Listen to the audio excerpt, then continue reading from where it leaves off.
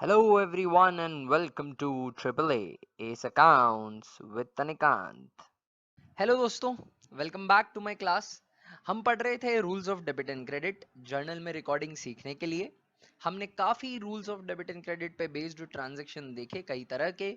इस particular class में हम क्या करने वाले हैं कि हम एक प्रॉपर जर्नल का क्वेश्चन करने वाले हैं प्रॉपर फॉर्मेट बनाकर। देखिए, जो भी ट्रांजैक्शंस होते हैं उनकी रिकॉर्डिंग एक बुक में होती है जिस बुक का नाम है जर्नल। और जर्नल के अंदर एक प्रॉपर फॉर्मेट फॉलो किया जाता है। जर्नल के अंदर रिकॉर्डिंग करने के लिए एक सिस्टम यूज किया जाता है, डबल एंट्री सिस्टम, जो हमने सीखा। और जर्नल एंट्री कैसे बनती है वो भी हमने सीखा। बस अब थोड़ा सा उसका प्रेजेंटेशन और एकदम प्रॉपर कर देंगे, जर्नल के एकदम प्रॉपर फॉर्मेट में लिख देंगे। तो फॉर्मेट अगर हमें बनाना है तो सबसे पहले चलिए सीख लेते हैं कि जर्नल का फॉर्मेट क्या होता है। आप अभी अपनी स्क्रीन पर देख पा रहे होंगे एक स्पेसिमेन फॉर्मेट जर्नल का। जर्नल के फॉर्मेट में क्या होता है, लेफ्ट मोस्ट कॉलम में हम डेट लिख देते हैं ताकि ट्रांजैक्शन का ढंग से ट्रैक रखा जा सके, कौन सी डेट को कौन सा ट्रांजैक्शन हुआ ये पता किया जा सके।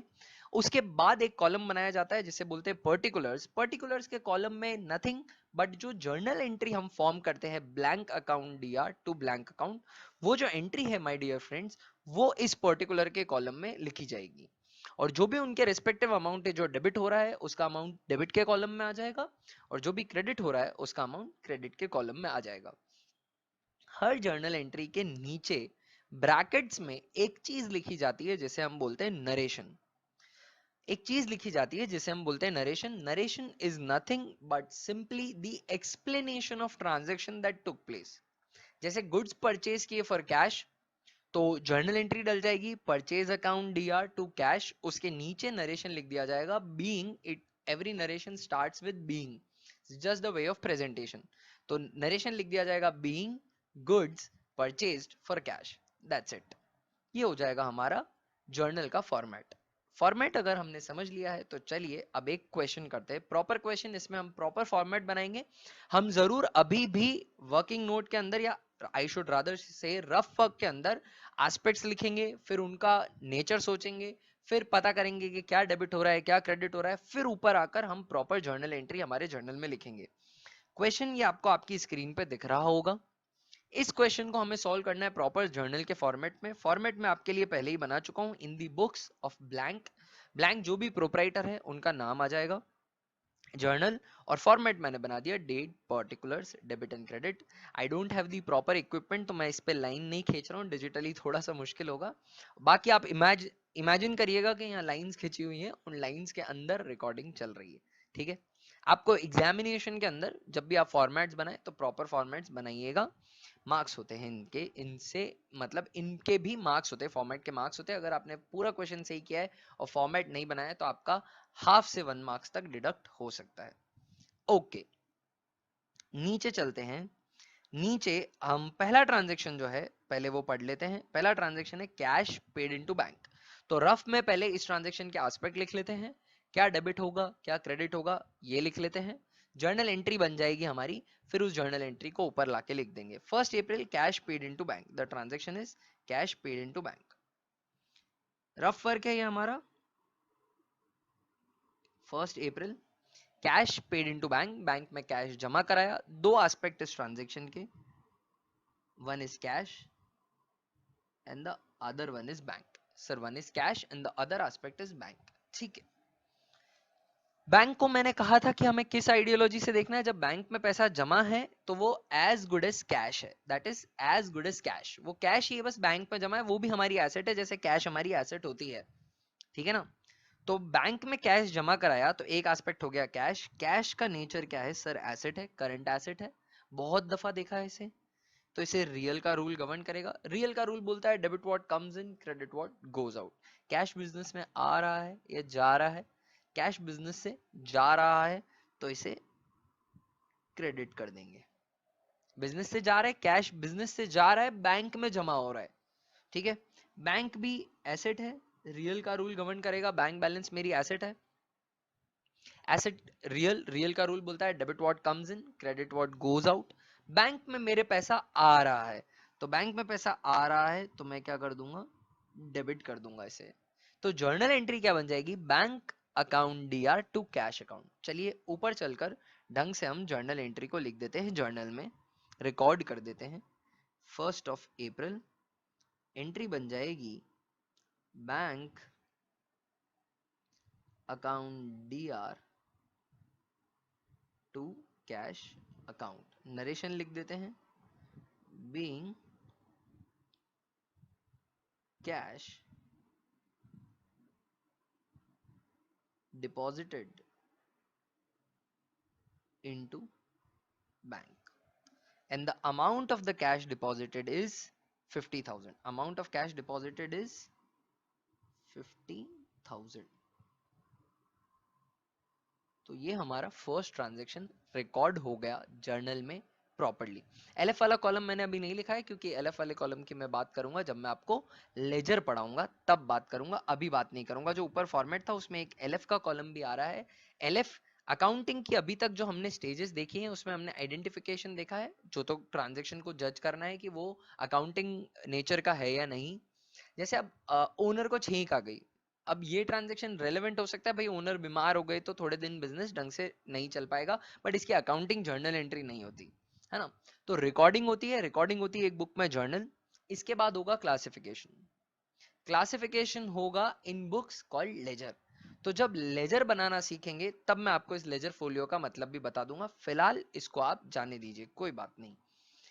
नेक्स्ट ट्रांजेक्शन जो है 3rd of April को जो हो रहा है वो हो रहा है bought goods from Ajay, party का नाम यूज्ड है यानी क्रेडिट ट्रांजैक्शन हो गया, for 40,000 and paid carriage charges 1,000 and paid carriage charges. देखो कैरियज किसी अलग ट्रांसपोर्ट कंपनी को हमने पे किया है, एक ट्रांजैक्शन हुआ है, एक ही दिन हुआ है, बट इसके दो अलग जर्नल एंट्रीज डलेंगे।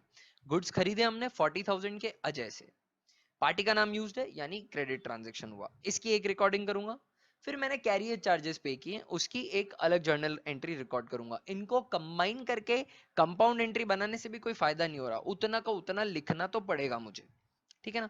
तो सबसे पहले बॉट गुड्स फ्रॉम अजय 10,000, इसका मैं नीचे रफ वर्क में कर लेता हूं ताकि एंट्री बनानी आ जाए हमें, ठीक है ना। 3rd of April गुड्स खरीदे, हुआ क्या, बॉट गुड्स फ्रॉम अजय। तो एक एस्पेक्ट हो गया सर गुड्स, गुड्स खरीदे या बेचे, खरीदे हैं। खरीदे हैं यानी क्या कहलाएंगे, परचेज कहलाएंगे। गुड्स कभी अपने नाम से तो जाने ही नहीं जाते हैं, या तो परचेज कहलाएंगे या सेल्स कहलाएंगे। परचेज रिटर्न कहलाएंगे, सेल्स रिटर्न कहलाएंगे, है ना। तो यहाँ पर परचेज बोल देंगे हम। किससे खरीदे, किससे खरीदे, हमने क्रेडिट पे खरीदे माय डियर फ्रेंड्स।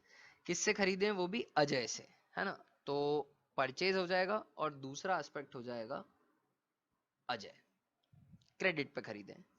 देखिए अजय पर्सन है, पर्सनल का रूल गवर्न करेगा, वो बोलता है debit the receiver credit the giver. Ajay giver हैं गुड्स के, गिवर हैं गुड्स के, तो इनको मैं क्रेडिट कर दूंगा, इनको मैं क्रेडिट कर दूंगा। अब बात करता हूं परचेज की, अब बात करता हूं परचेज की। परचेज क्या है सर, गुड्स खरीदे, खर्चा हुआ है, एक्सपेंस है। नॉमिनल का रूल गवर्न करेगा और वो बोलता है debit all losses and expenses credit all gains and incomes. तो ये परचेज एक्सपेंस है इसलिए डेबिट हो जाएगा। एंट्री क्या बन जाएगी, purchase account DR to Ajay account. ऊपर चल के मैं ढंग से एंट्री लिख देता हूं। 3rd of April, I am leaving one line for neatness. Purchase account DR to Ajay account, ठीक है। नरेशन क्या आ जाएगी, being goods purchased on credit. You can even write as brief as a narration of being credit purchase, इतना भी चलेगा, बस कुछ नरेशन लिखी हुई होनी चाहिए। और ये परचेज हुई है हमारी 40,000 रुपीज की। कितने की हुई है, 40,000 रुपीज की। तो मैं यहाँ लिख देता हूँ 40,000 की जो है हमारी ये हो जाएगी परचेज, हो जाएगी क्रेडिट परचेज। अभी भी इस ट्रांजेक्शन का एक पहलू लिखना बाकी है। हमने कैरियज चार्जेस भी पे किए 1,000 रुपीज के। तो चलिए इसका पहले रफ में हम दोनों एस्पेक्ट समझ लेते हैं। हमने कैरियज चार्जेस पे की हैं, कैरियज चार्जेस तो कैश दिया होगा, एक एस्पेक्ट हो गया कैश। आपने कैरियज पे करी है तो दूसरा एस्पेक्ट हो जाएगा कैरियज, दूसरा एस्पेक्ट हो जाएगा कैरियज। कैश काफी टाइम से जानते हैं एसेट है, रियल का रूल गवर्न करेगा सर, आ रहा है या जा रहा है, सर कैश जा रहा है क्रेडिट कर दो, debit what comes in credit what goes out. Carriage दिया है तो पैसे दिए होंगे आपने, दिए हैं तो मतलब कैश जा रहा है तो क्रेडिट हो जाएगा। कैरियज एक्सपेंस है, नॉमिनल का रूल गवर्न करेगा, तो वो क्या बोलता है, debit all losses and expenses, तो डेबिट कर देंगे।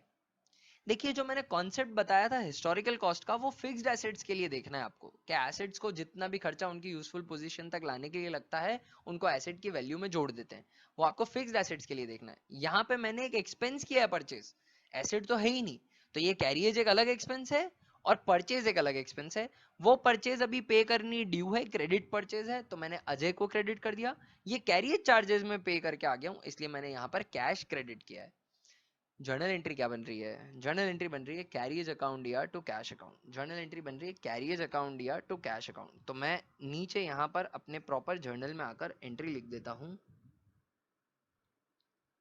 Carriage account DR to cash account. Narration लिख दूंगा मैं नीचे, बीइंग कैरियज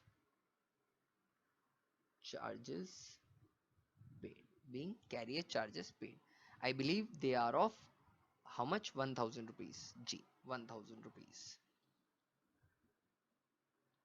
एक और हमें ध्यान रखना है कि इनको रिकॉर्ड करते वक्त इनका अलाइनमेंट प्रॉपर रहना चाहिए, वंस के नीचे वंस की प्लेस आनी चाहिए, टेंस के नीचे टेंस की प्लेस आनी चाहिए, मतलब 1000 और कॉमा यूज करेंगे तो जीरो की गलती नहीं होगी। इनका प्रॉपर फॉर्मेट में इनको रिकॉर्ड करेंगे तो बाद में जब टोटल करने की जरूरत पड़ेगी तो ये सारे फिगर्स वापस लिखने नहीं पड़ेंगे, आप यहीं पे पेंसिल से टोटल करके फिर उसे इरेज कर सकते हैं। जितना टाइम बचाएंगे अकाउंटेंसी में उतना ही आपको बेटर स्कोर मिलेगा, क्योंकि आप ज्यादा से ज्यादा पेपर अटेम्प्ट करके आ पाएंगे। पेपर लेंदी जरूर होते हैं, बट अगर कॉन्सेप्ट अच्छे हैं, स्पीड अच्छी है, कैलकुलेशन पे कमांड है, तो papers with in available time आराम से सॉल्व हो जाएगा।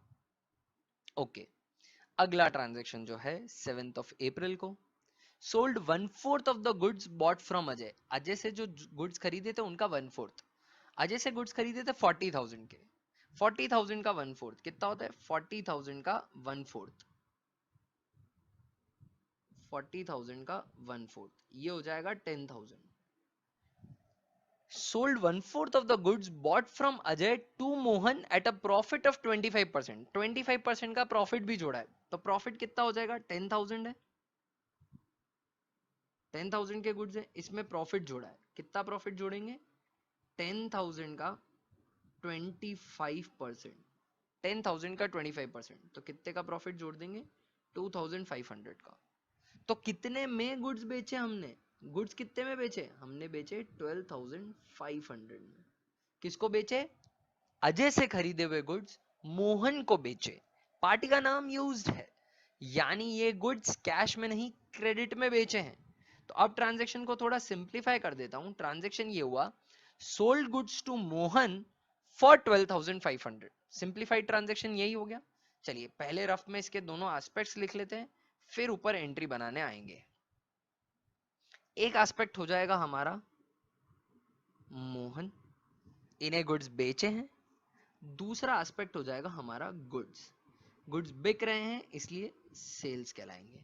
मोहन पर्सन है, पर्सनल का रूल गवर्न करेगा, बोलता है debit the receiver credit the giver.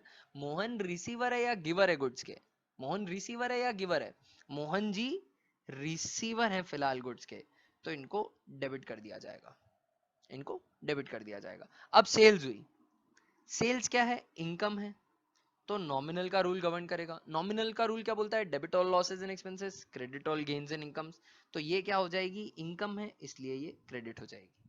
Entry क्या बनेगी, Mohan account DR to sales account 12,500। ऊपर चलकर मैं जर्नल में एंट्री लिख देता हूं, Mohan account DR to sales account. The date of the transaction is 7th of April, 7th of April, and the amount is, we have calculated in the question itself, 12,500 as a working note, 12,000, 500। वो आपको working note की तरह present भी करना है, अगर आपके exam में ये ट्रांजेक्शन आता है तो। जो मैंने ऊपर रेड इंक में किया था वही आपको नीचे वर्किंग नोट की तरह शो करना है। बीइंग क्रेडिट सेल्स, ये ट्रांजेक्शन भी हमारा रिकॉर्ड हो गया। चलिए अगले ट्रांजेक्शन पे आते हैं। 10th of April, paid Ajay by cheque under cash discount of 2%। Ajay को चेक के थ्रू पेमेंट किया, जल्दी पेमेंट कर रहे हैं, उनकी फास्टर रिकवरी हो रही है, तो वो हमें कैश डिस्काउंट ऑफर कर रहे हैं। पेड अजय बाय चेक, हमें अजय को कितने पैसे देने हैं? अजय को 40,000 रुपीज देने हैं। 1,000 का कैरियज तो मैं पे करके आ चुका हूँ, 40,000 रुपीज देने हैं अजय को, और अजय को पेमेंट करते हुए हमें 2% का कैश डिस्काउंट मिल रहा है।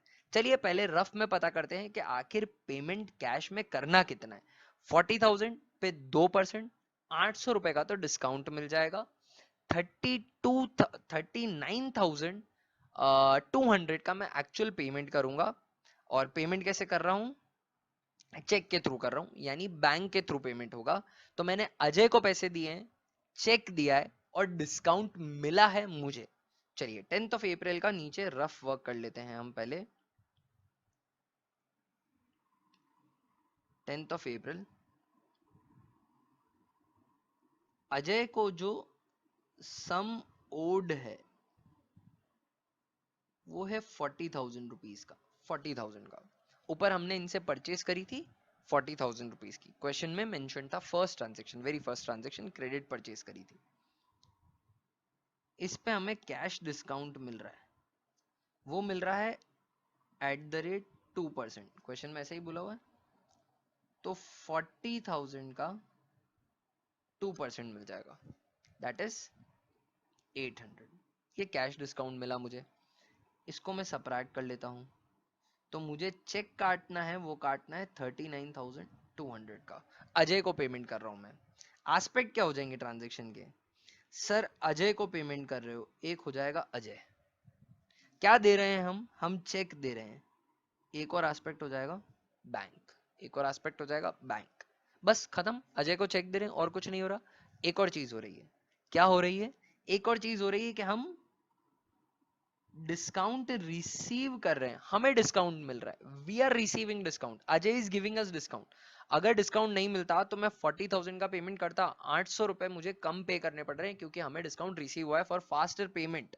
ओके, एस्पेक्ट्स का नेचर समझते हैं। अजय पर्सन है, पर्सन है तो इनको पर्सनल का रूल गवर्न करेगा। वो बोलता है debit the receiver, credit the giver. Ajay receiver है या गिवर है चेक के?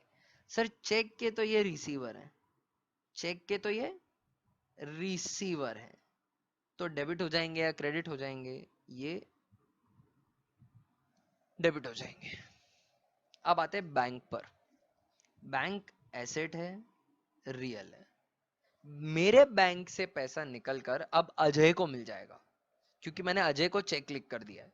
तो अजय जाएगा अपने बैंक में, और मेरा चेक जो दिया हुआ है उसको डिपॉजिट करवाएगा, ड्रॉप बॉक्स में डालेगा, और मेरे बैंक अकाउंट से पैसे निकलकर अजय के बैंक अकाउंट में ट्रांसफर हो जाएंगे। कुल मिलाकर मेरे बैंक से पैसे जाएंगे। बैंक एसेट है, रियल है, रियल बोलता है debit what comes in, credit what goes out. मेरे बैंक से पैसा जा रहा है, इसलिए मैं इसे क्रेडिट कर दूंगा।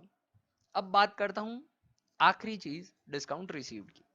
डिस्काउंट रिसीव्ड इनकम है मेरे लिए, रूल गवर्न करेगा इसे नॉमिनल का। वो बोलता है debit all losses and expenses, credit all gains and incomes, तो मैं इसे क्रेडिट कर दूंगा। जो फाइनल जर्नल एंट्री बन रही है वो बन रही है Ajay account DR to bank account to discount received. चलिए ऊपर चलकर इस एंट्री को डाल देते हैं ढंग से। तो एंट्री में पास कर रहा हूं 10th ऑफ अप्रैल को। एंट्री बनेगी Ajay account DR to bank account to discount receive account. Ajay में जो अमाउंट आ जाएगा वो आ जाएगा 40,000 रुपीज का। जो चेक मुझे देना पड़ रहा है वो देना पड़ रहा है सिर्फ 39,800 का, 39,200 का, क्योंकि मुझे 800 का डिस्काउंट रिसीव हो गया। ठीक है, नरेशन में लिख दूंगा being check issued to Ajay and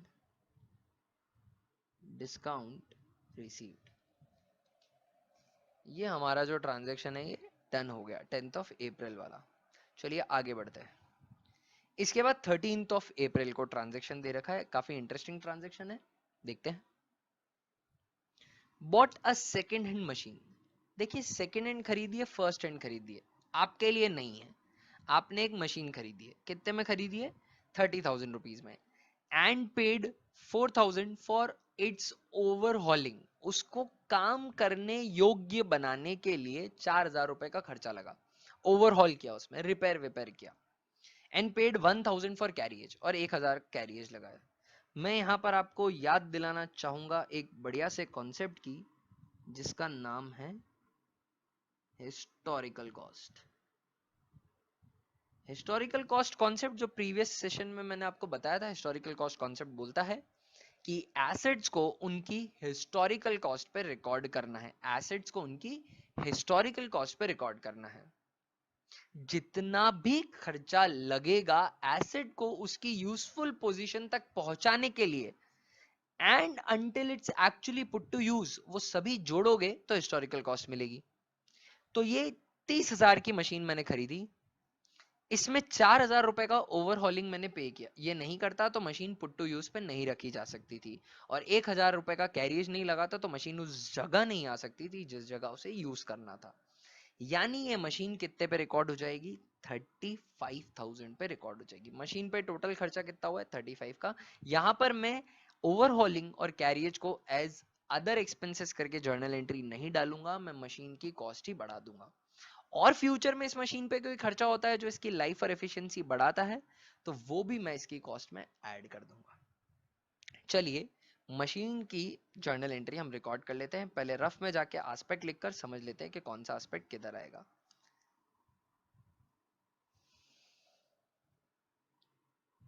13th of April,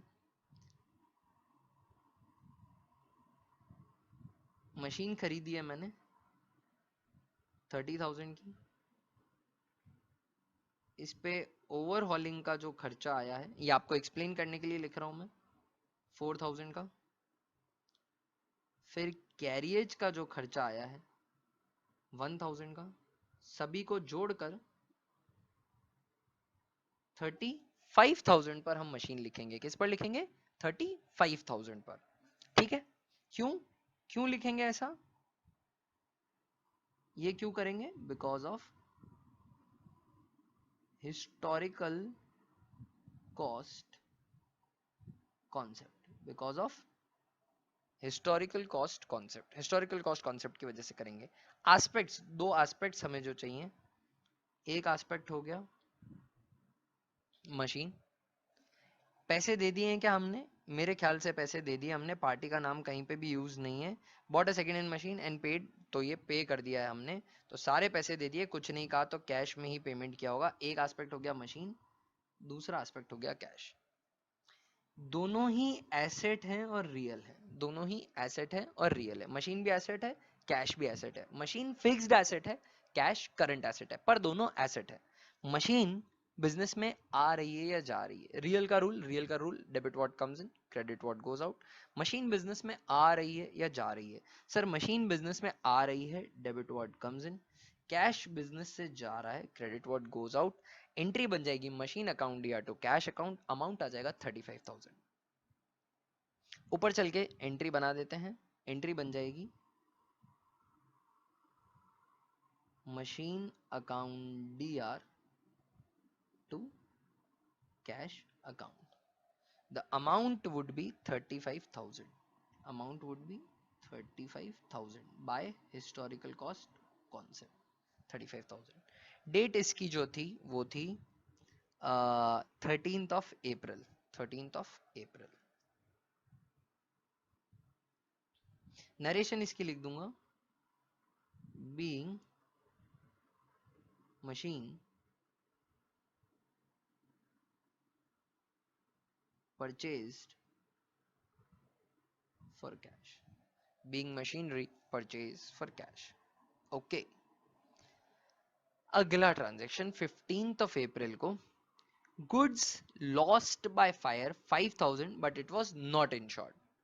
ensure कैसे, इंश्योर किया हुआ होता तो क्या जर्नल एंट्री डलती, वो भी मैं प्रीवियस सेशन में आपको बता चुका हूं। जब भी परचेज कम हो जाती है, गुड्स कम हो जाते हैं, लॉस बाय फायर की वजह से, लॉस बाय थेफ्ट की वजह से, given as charity, given as free samples, withdrawal करके ले जाता है हमारा, ड्राइंग्स करके ले जाता है हमारा प्रोपराइटर, सभी केसेस में परचेज कम होती है तो क्रेडिट होती है। एक्सपेंसेस को कम करना है तो क्रेडिट करना पड़ता है। यहाँ पर भी परचेज कम हो रही है, फायर में जल गई 5000 की, कोई इंश्योरेंस नहीं था, तो ये पूरा लॉस हमें ही भुगतना पड़ेगा। कोई और एंट्री डालने की जरूरत नहीं है, सिर्फ एक एंट्री से काम हो जाएगा। 15 अप्रैल को मैं नीचे रफ में आपको पहले बता देता हूँ प्रॉपर ट्रांजेक्शन, फिर ही ऊपर आके रिकॉर्ड करूंगा। बट थोड़े दिनों में हमें ये नीचे लिखने की जो रफ वर्क है ये बिल्कुल हट जाएगा, ये सारा दिमाग में होगा और सीधी एंट्री पोस्ट होगी जर्नल में। 15th ऑफ अप्रैल क्या करना है, दो एस्पेक्ट देखिए, एक तो गुड्स जले हैं, एक एस्पेक्ट हो जाएगा गुड्स। गुड्स बिकते नहीं तब तक परचेज के नाम से ही जाने जाते हैं। तो परचेज क्यों खराब हुए हैं, क्योंकि लॉस हुआ है। किस वजह से लॉस हुआ है, लॉस बाय फायर। लॉस किस वजह से हुआ है, लॉस बाय फायर। दो एस्पेक्ट मेरे सामने आ गए, दो एस्पेक्ट मेरे सामने आ गए। लॉस बाय फायर, लॉस है तो किससे गवर्न होगा, नॉमिनल से गवर्न होगा, नॉमिनल से गवर्न होगा। नॉमिनल का रूल क्या बोलता है, debit all losses and expenses, credit all gains and incomes, तो ये डेबिट हो जाएगा। परचेज देखिए एक्सपेंस था, पहले आपने एक्सपेंस बुक कर रखा है, अब ये एक्सपेंस कम करना है क्योंकि इस एक्सपेंस ने एक नया रूप ले लिया लॉस बाय फायर का, तो ये क्रेडिट हो जाएगा। परचेज जब भी कम होती है तो क्रेडिट होती है। किसी भी चीज को कम करना है तो उसके ओरिजिनल नेचर से ऑपोजिट करना पड़ता है। मॉडर्न रूल की बात करें तो एसेट एक्सपेंस डेबिट होते हैं, इनकम लाइबिलिटी क्रेडिट होती है। एसेट एक्सपेंस बढ़े तो डेबिट, घटे तो क्रेडिट। इनकम लाइबिलिटी बढ़े तो क्रेडिट, घटे तो डेबिट। तो यहां पे हमें क्या करना था, इसको कम करना था, परचेज को कम करना था। परचेज एक्सपेंस है तो बढ़ता है तो डेबिट करता हूं, कम करना है तो क्रेडिट कर दूंगा, कर दिया क्रेडिट। तो ऊपर जाके एंट्री बन जाएगी, ऊपर जाके प्रॉपर एंट्री बन जाएगी। प्रॉपर एंट्री क्या बनेगी हमारी, loss by fire account DR to purchase account. Loss by fire account DR to purchase account कब डली है ये, ये लॉस जो हुई है ये 15 अप्रैल को हुई है हमारे ऑर्गेनाइजेशन में, तो 15th अप्रैल को लिख देते हैं। 15th अप्रैल नरेशन में लिख दूंगा, being goods destroyed by fire, being goods destroyed by fire. और अमाउंट कितना आ जाएगा इनका, 5000 रुपए का, 5000 रुपए का, तो वो भी मैं यहाँ लिख देता हूँ 5000।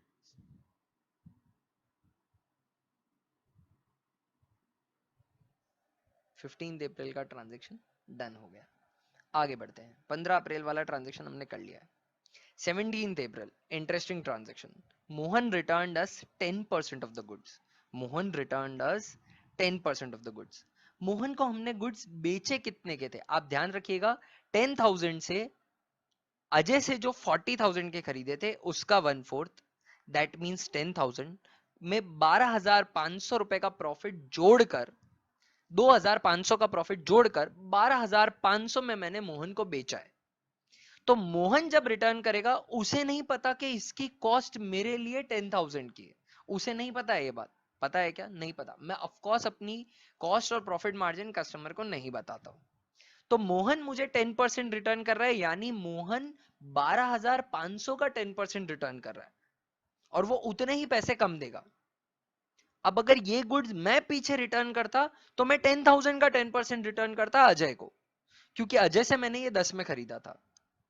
समझना हो क्या रहा है,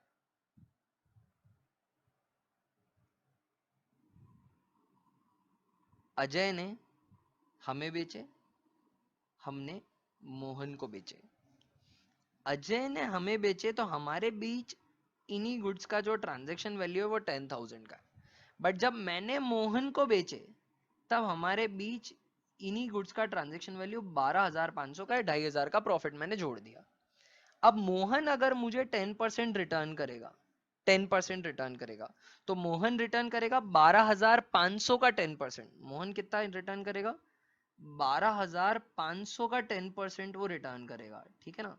तो वो मुझे रिटर्न करेगा 1250 के गुड्स। अब अगर ये मैं आगे रिटर्न कर देता हूं अजय को, ये मैं आगे रिटर्न कर देता हूं अजय को, अगर करता हूं, क्वेश्चन में नहीं हो रहा, हम कॉन्सेप्ट सीख रहे हैं, तो मैं अजय को 1250 का रिटर्न नहीं करूंगा, मैं 10% रिटर्न करूंगा। बट अजय और मेरे बीच में उस 10% की वैल्यू कितनी है? 1000। तो सेल्स रिटर्न 1250 की होगी, बट परचेज रिटर्न जो होगी वो 1000 की होगी, क्योंकि ट्रांजैक्शन वैल्यू जो है उसी पे करना पड़ेगा। तो मेरे और अजय के बीच में इन गुड्स की वर्थ 1000 है, वहीं मोहन और मेरे बीच में इन गुड्स की वर्थ 1250 है। अभी क्या हो रहा है? मोहन हमें 10% ऑफ द गुड्स रिटर्न कर रहा है। तो दो एस्पेक्ट क्या हो जाएंगे? एक एस्पेक्ट हो जाएगा मोहन, एक एस्पेक्ट हो जाएगा गुड्स। मैंने मोहन को गुड्स बेचे थे, वो बिके हुए गुड्स रिटर्न होके वापस आ रहे हैं। बिके हुए गुड्स यानी सोल्ड गुड्स, सेल्स रिटर्न होके वापस आ रही है, यानी उसे कहा जाएगा सेल्स रिटर्न। इसका एक और नाम होता है रिटर्न इनवर्ड। ये वापस आ रही है रिटर्न होके। और दूसरा एस्पेक्ट है मोहन। मोहन पर्सन है, पर्सनल का रूल गवर्न करेगा। पर्सनल का रूल बोलता है debit the receiver, credit the giver. Mohan receiver है या गिवर है इन गुड्स का? मोहन रिसीवर है या गिवर है? मोहन डिफेक्टिव गुड्स का गिवर है। गिवर है सर, गिवर डिफेक्टिव गुड्स का, तो क्रेडिट कर दो। सेल्स रिटर्न हो गई तो मुझे लॉस हो गया, मेरी जो सेल्स थी वो कम हो गई, तो इसे रूल गवर्न करेगा नॉमिनल का। और नॉमिनल का रूल क्या बोलता है? Debit all losses and expenses, credit all gains and incomes. तो ये क्या हो जाएगा? डेबिट हो जाएगा। तो फाइनल जर्नल एंट्री क्या बनी? सेल्स रिटर्न अकाउंट दिया टू मोहन अकाउंट। इसे ऊपर जाके मैं तमीज से लिख देता हूं ढंग से फॉर्मेट में। तो एंट्री क्या बनेगी? एंट्री बनेगी सेल्स रिटर्न अकाउंट दिया to Mohan account. The amount would be 1250. 1250, 10% of the value of the goods that we sold to him. And we, ये जो परचेज रिटर्न हो रही है, ये हो रही है 17th ऑफ अप्रैल को। ये हो रही है सेल्स रिटर्न जो हो रही है, सॉरी, 17th ऑफ अप्रैल को। आगे पढ़ते हैं, आगे ट्रांजेक्शन क्या है। Mohan settled his account by cheque which was banked on the next day. Mohan ने चेक दिया 19th ऑफ अप्रैल को। 19th ऑफ अप्रैल को मैंने ये चेक बैंक में जमा नहीं कराया है। 19th ऑफ अप्रैल को ये हमारी शॉप पे आए, हमारी शॉप बंद करने का टाइम था, बैंकिंग आवर्स खत्म हो चुके थे। इन्होंने मुझे चेक दिया, वो चेक मैंने अपनी कैश ड्रॉर में रख दिया। अगले दिन 20 अप्रैल को मैं ये चेक लेकर गया हूँ बैंक में जमा कराया। 19 अप्रैल को जब चेक रिसीव हुआ होगा तब एक जर्नल एंट्री डली होगी। 20 अप्रैल को जब ये चेक बैंक में जमा हुआ तब एक और जर्नल एंट्री डली होगी। दोनों को रिकॉर्ड करना है। चलिए रिकॉर्ड करते हैं। सबसे पहले तो मोहन कितने पैसे देगा ये पता करते हैं। देखिए, मोहन को 12,500 रुपीस के गुड्स बेचे थे, पर 1,250 रुपीस के गुड्स उन्होंने रिटर्न भी कर दिए, तो वो रिमाइंडर अमाउंट ही पे करेंगे। और इन्होंने पहले मुझे कोई पेमेंट किया नहीं है, तो पहले मोहन का goods sold to Mohan 12,500 less return 1,250, ये इन्होंने रिटर्न कर दिया, ठीक है ना। 12,500 माइनस 10% 1,250, तो अभी उसको 11,250 रुपए ही देने, और वो पे कर रहा है थ्रू अ चेक, जो मैं आज बैंक में जमा नहीं करा रहा हूं। एस्पेक्ट समझना, पहली बार आ रहा है ये आपके लिए, एस्पेक्ट समझना। देखो, एक एस्पेक्ट हो गया मोहन, दूसरा अभी वो पैसे दे रहा है पर मेरा बैंक बैलेंस नहीं बढ़ रहा, तो वो क्या दे रहा है? वो एक कागज का टुकड़ा दे रहा है जिसे दुनिया बोलती है चेक। ये चेक मैं अगले दिन बैंक में दिखाऊंगा तो मुझे पैसे मिलेंगे, अगले दिन बैंक में दिखाऊंगा तो मुझे पैसे मिलेंगे। तो आज एक और एस्पेक्ट क्या हो गया? वो हो गया cheque in hand. Cheque in hand ये भी एक एस्पेक्ट हो गया। चेक पड़ा है ड्रॉर के अंदर, चेक इन हैंड कागज का टुकड़ा है, पर 11,250 रुपए की वर्थ रखता है सिर्फ एक कागज का टुकड़ा, बट 11,250 रुपए की वर्थ रखता है। एसेट हो गया क्या? Current asset. बस थोड़े से दिनों में 3 महीने के अंदर अंदर स्टेल हो जाएगा, नहीं तो बैंक में जमा करा के पैसे लेने ही वाला हूं मैं। तो रियल का रूल गवर्न करेगा। चेक आ रहा है आपके पास या जा रहा है? सर मोहन चेक दे रहा है, debit what comes in. Mohan person, personal का रूल गवर्न करेगा। Debit the receiver, credit the giver. Cheque का गिवर है, क्रेडिट कर देते हैं। एंट्री डल जाएगी, एंट्री डल जाएगी चेक इन हैंड अकाउंट दिया टू मोहन अकाउंट 19 को। ऊपर जाके मैं ये एंट्री पास कर देता हूँ। अच्छा ऊपर वाले का लिख देता हूँ, being narration, being goods return by Mohan. 19 को 19 को मैं एंट्री डाल दूंगा। क्या एंट्री डाल दूंगा? Cheque in hand account DR to Mohan account. Debit what comes in, credit the giver. Being cheque received from Mohan. और इसका अमाउंट आ जाएगा 11,250 रुपए। 11,250 रुपए। ऊपर चलकर लिख देते हैं इसे 11,250, 11,250। ये डल गया, ट्रांजैक्शन हो गया हमारा। चेक इन हैंड अकाउंट दिया टू मोहन अकाउंट। ठीक है, अब हमें क्वेश्चन में आगे कहा हुआ है कि ये चेक अगले दिन हम बैंक में जमा करा रहे, तो 20 अप्रैल को इसका भी वर्किंग नोट बनाना पड़ेगा, हमें रफ वर्क करना पड़ेगा। 20 अप्रैल को एस्पेक्ट पता करने पड़ेंगे। चेक को बैंक में जमा कराया, एक एस्पेक्ट हो गया चेक इन हैंड जमा करा रहे हम। एक एस्पेक्ट हो गया चेक इन हैंड, कहाँ जमा करा रहे? बैंक में जमा करा रहे। तो दूसरा एस्पेक्ट क्या हो जाएगा? दूसरा एस्पेक्ट हो जाएगा बैंक। दूसरा एस्पेक्ट क्या हो जाएगा? बैंक हो जाएगा। चेक इन हैंड एसेट है, रियल है, आ रहा है या जा रहा है? आप बैंक में जमा करा रहे हैं तो credit what goes out. Bank में एसेट है, रियल है। चेक बैंक में जमा कराए तो आपका बैंक बैलेंस बढ़ जाएगा 11,250 रुपए से, बैंक बैलेंस बढ़ जाएगा, तो debit what comes in, bank balance बढ़ गया। एंट्री क्या डलेगी? बैंक अकाउंट दिया to cheque in hand account. Bank account दिया to cheque in hand account. चलिए ये एंट्री भी मैं पास कर देता हूँ। बैंक अकाउंट दिया to cheque in hand account.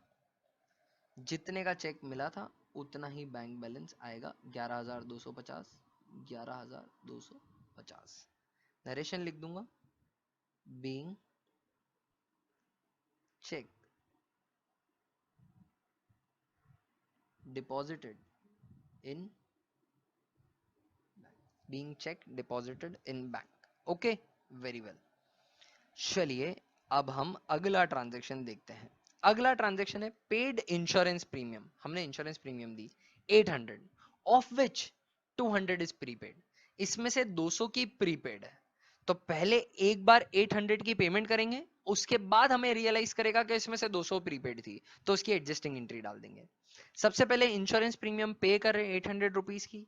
इसका हम रिकॉर्डिंग कर लेते हैं नीचे चलकर, रफ में हमारा नीचे। तो एक एस्पेक्ट हो जाएगा इंश्योरेंस प्रीमियम, पे करिए, तो दूसरा एस्पेक्ट हो जाएगा कैश। जब तक बोले नहीं बैंक तब तक आपको अज्यूम करना है कि कैश में ही पेमेंट हुआ होगा। Insurance premium, insurance premium expense है हमारा, खर्चा है हमारा, पे कर रहे हैं हम, एक्सपेंस है। नॉमिनल गवर्न करेगा।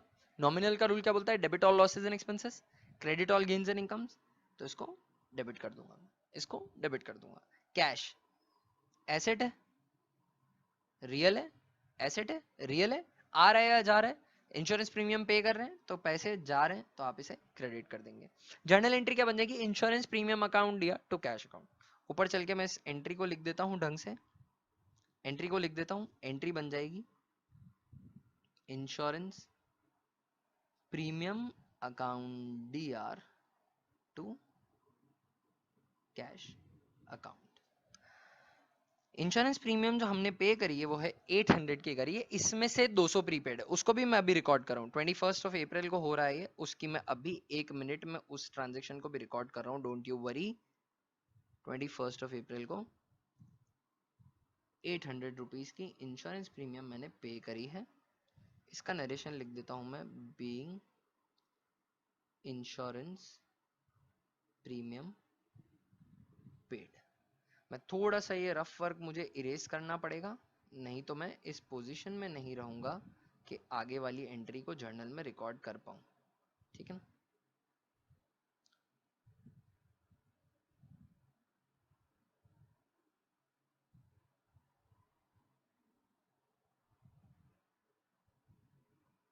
चलिए इतना बहुत होगा। अ,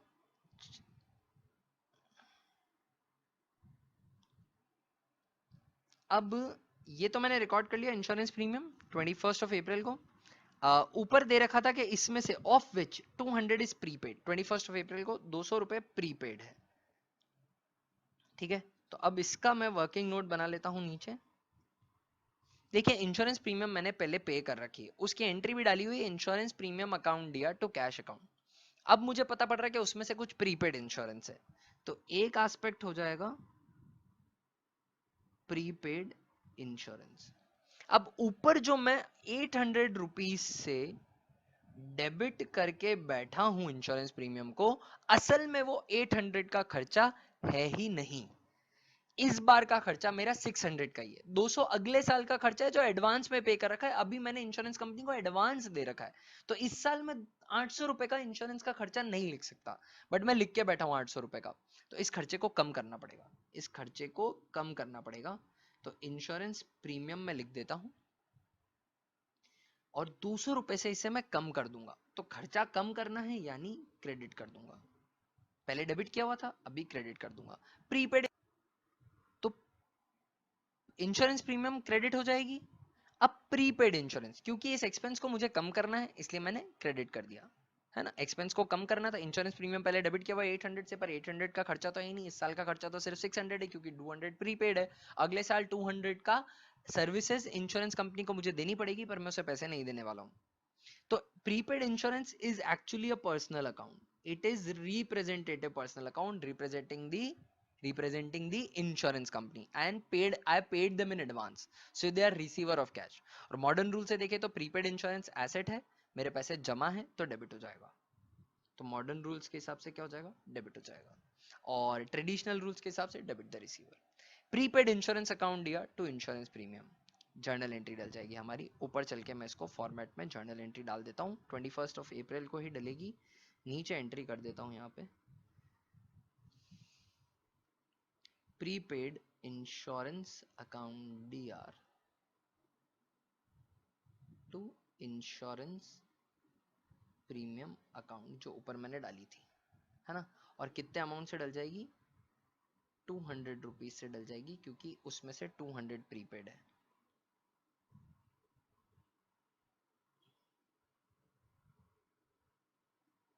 बीइंग प्रीमियम प्रीपेड। ठीक है, चलिए ये ट्रांजेक्शन भी हमने कर लिया 21 अप्रैल को ही। 25 को वेजेस पेड 5000 टू गोपी, 5000 के वेजेस गोपी को पे किए, but 1000 is still unpaid. But 1000 of which 1000, 5000 पे किए तो कैसे 1000 उसमें से आउटस्टैंडिंग हो सकता है, जब पे कर दिए तो पे हो गए ना। 5000 के वेजेस पे किए गोपी को, इसकी एक जर्नल एंट्री पास कर देंगे, और 1000 के अनपेड है। 25 अप्रैल को 5000 के वेजेस पे किए और 1000 के अनपेड है, मैं एक कंपाउंड एंट्री डालूंगा इसकी।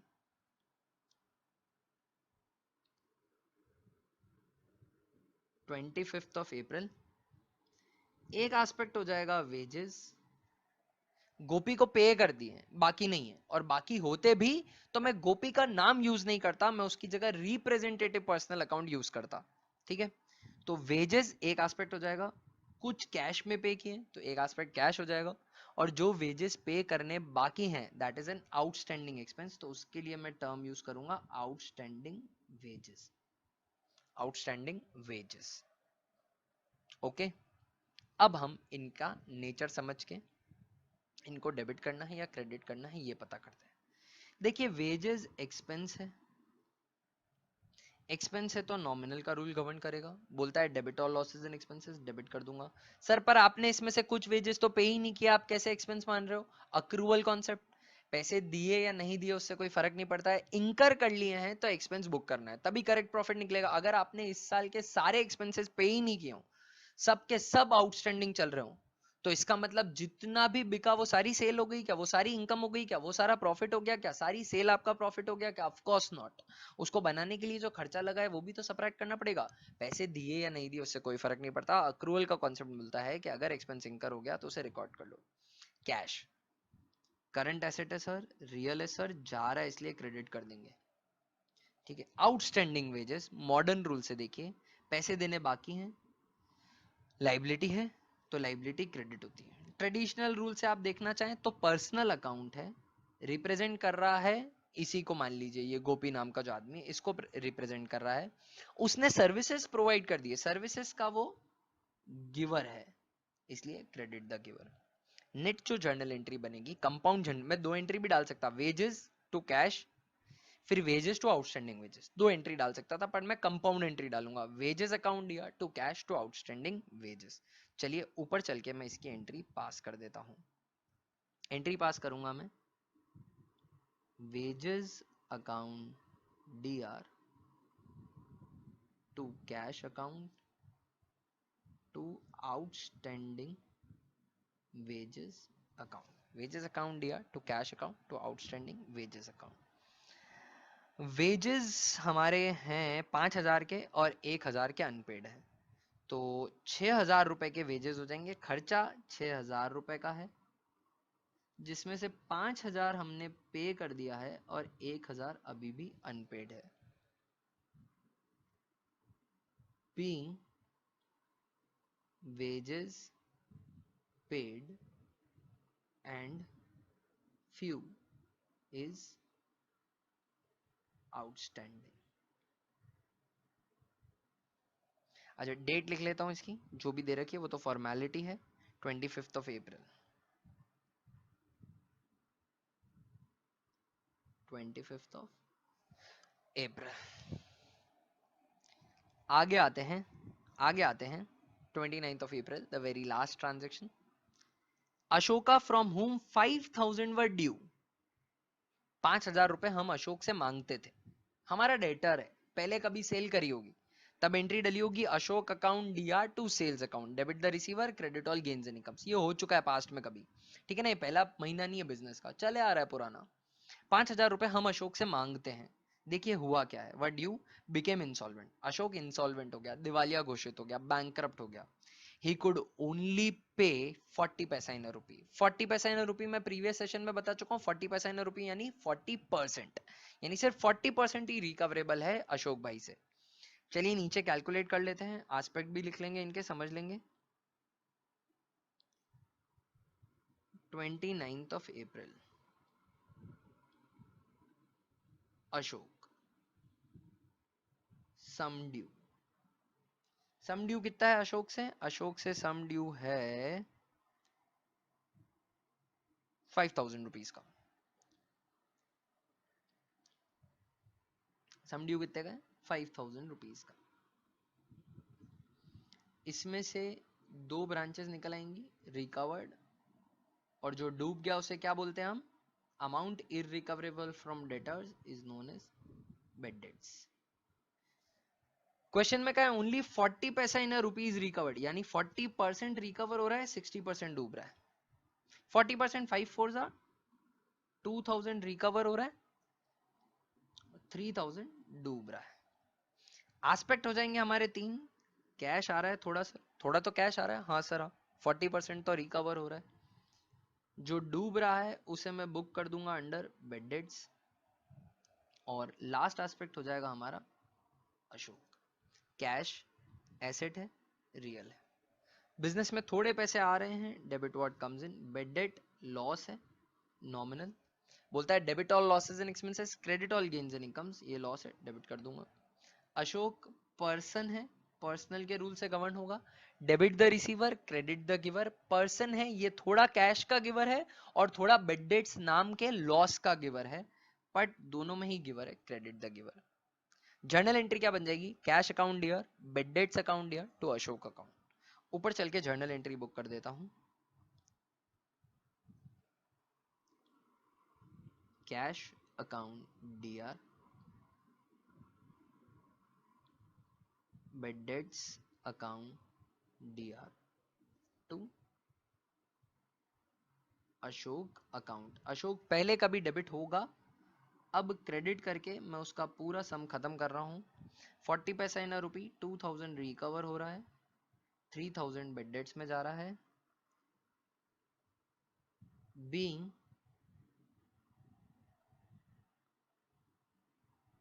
Ashok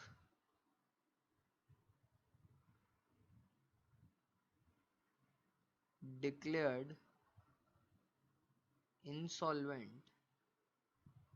and 40 paisa in a rupee is recovered only। ये हमने नरेशन भी लिख दी। ये लास्ट दिन हो रहा था 29th of April most probably. जी बिल्कुल 29th of April, 29th of अप्रैल। ठीक है, ये हमारा पूरा क्वेश्चन जर्नल सॉल्व हो गया। इसके बाद जर्नल के डेबिट और क्रेडिट की टोटल भी करनी होती है to see that we haven't made any mistake. तो जब आप इसकी टोटल करेंगे तो पाएंगे 2,24,250 आ रही है, ये नीचे आंसर में लिखा हुआ है। So this was a proper question that we solve in proper format of journal. आप ज्यादा से ज्यादा कोई सी भी बुक से, क्वेश्चन बैंक से, बुक से ज्यादा इस तरीके के क्वेश्चन की प्रैक्टिस करिए। जर्नल पे एक बार कमांड आ गई तो आगे लेजर, ट्रायल बैलेंस सभी बहुत स्मूथली और बहुत ही इजीली, कन्वीनियंटली हो जाएंगे। So to have command on journal, the only way you can do that, the only way you can achieve that is by solving many questions, as many questions as possible. So solve as many questions as possible. If you have any doubts you can reach out to me. अगली class में मिलते हैं, हम और question करेंगे और हम भी प्रैक्टिस करेंगे। तब तक के लिए बाय दोस्तों। मैं विश करता हूं कि आपका आज का दिन बहुत ही बढ़िया निकले। Bye for now.